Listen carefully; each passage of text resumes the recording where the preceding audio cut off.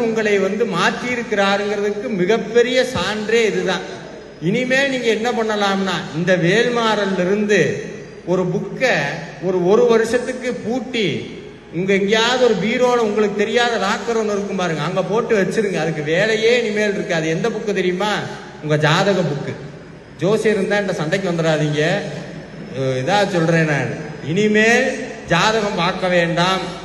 இனிமேல் உங்களுக்கு சனி பகவான் ஏதாவது பண்ணுவாரான்னு கேட்டா, உங்க வீட்டுக்கு வருவார், எதையாவது இவனை பண்ணணுமேட்டு வருவார், கதவை திறப்பார், முன்னாடி என்ன இருக்கும்?